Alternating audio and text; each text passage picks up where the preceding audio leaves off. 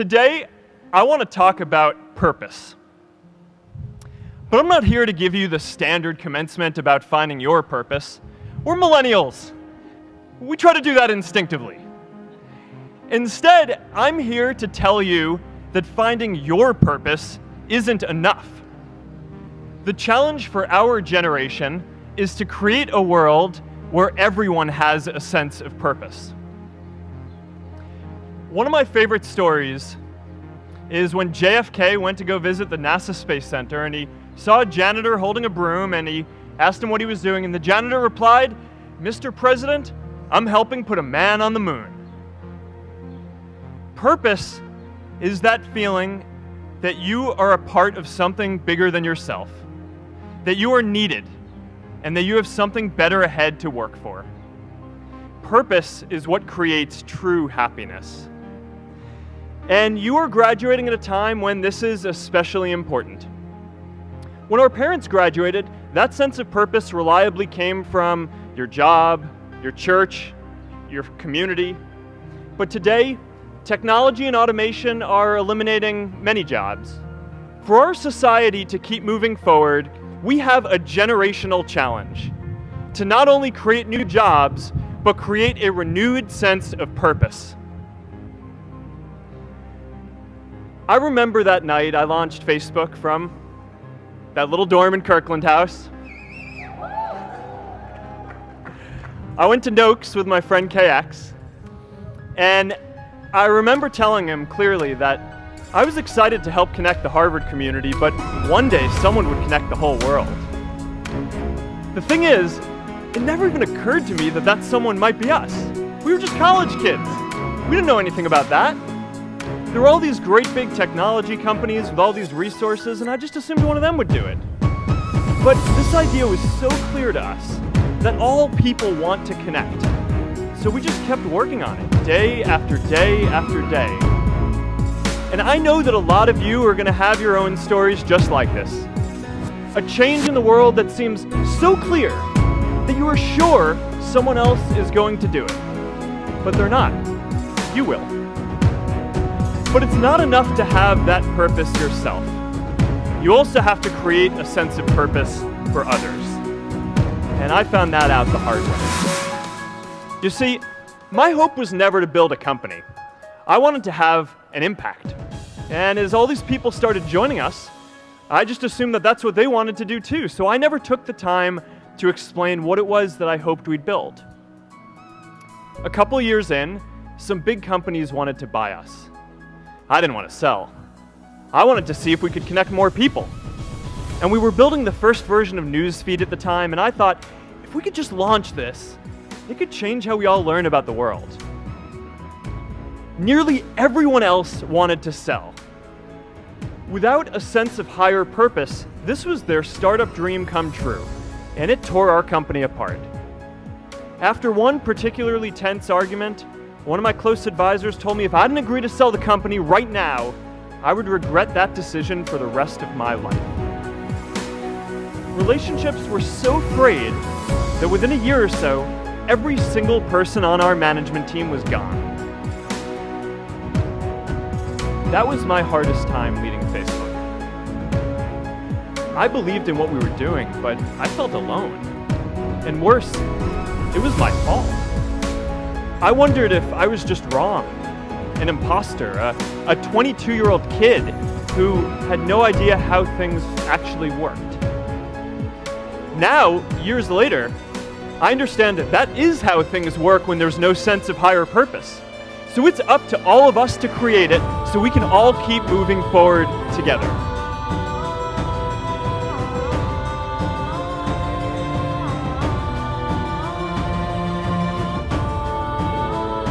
By taking on big, meaningful projects together, by redefining equality so everyone has the freedom to pursue their purpose, and by building community all across the world. Every generation has its defining works. More than 300,000 people worked to put that man on the moon, including that janitor. Millions of volunteers immunized children around the world against polio, and millions of more people built the Hoover Dam and other great projects. And now it's our generation's turn to do great things. Now I know, maybe you're thinking, I don't know how to build a dam. I don't know how to get 1 million people involved in anything. Well, let me tell you a secret. No one does when they begin. Ideas don't come out fully formed. They only become clear as you work on them. You just have to get started. If I had to know everything about connecting people before I got started, I never would have built Facebook. Movies and pop culture just get this all wrong. The idea of a single eureka moment is a dangerous lie. It makes us feel inadequate because we feel like we haven't had ours yet. And it prevents people with seeds of good ideas from ever getting started in the first place. Oh, and you know what else movies get wrong about innovation? No one writes math formulas on glass, okay? All right, that's not a thing, okay?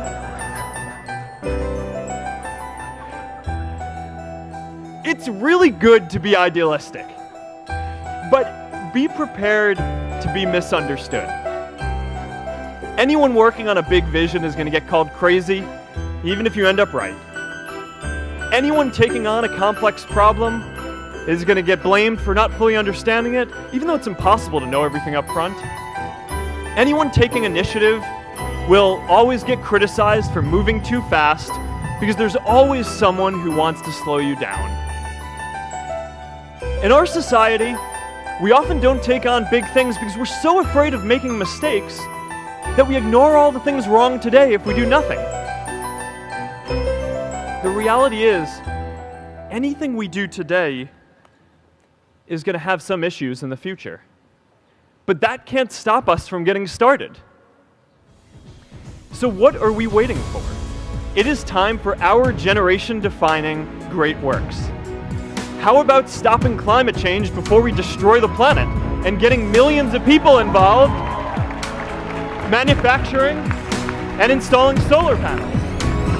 How about curing all diseases and getting people involved by asking volunteers to share their health data, track their health data, and share their genomes? You know, today, our society spends more than 50 times as much treating people who are sick as we invest in finding cures so people don't get sick in the first place.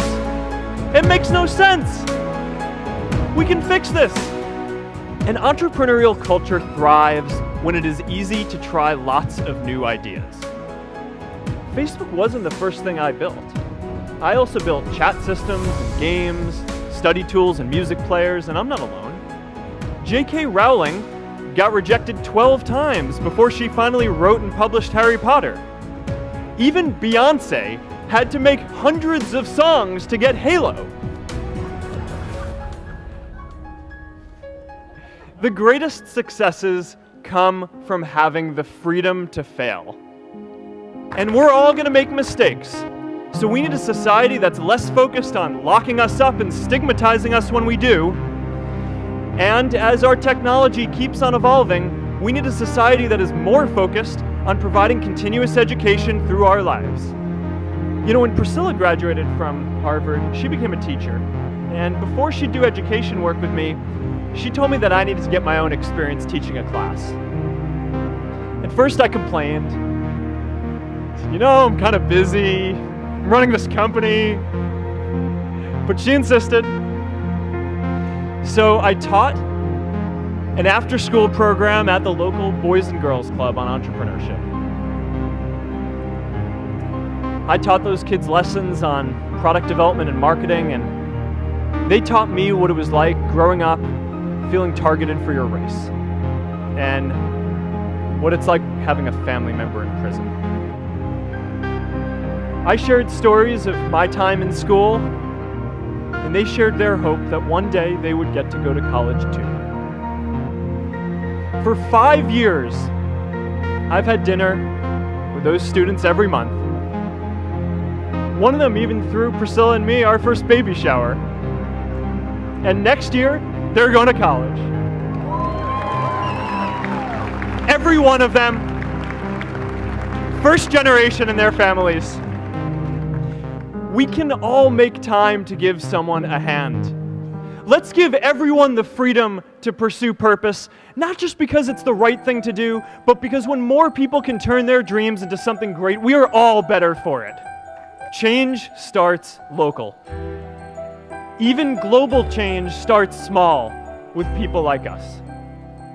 In our generation, the struggle of whether we connect more, whether we achieve our greatest opportunities, comes down to this: your ability to build communities and create a world where every single person has a sense of purpose.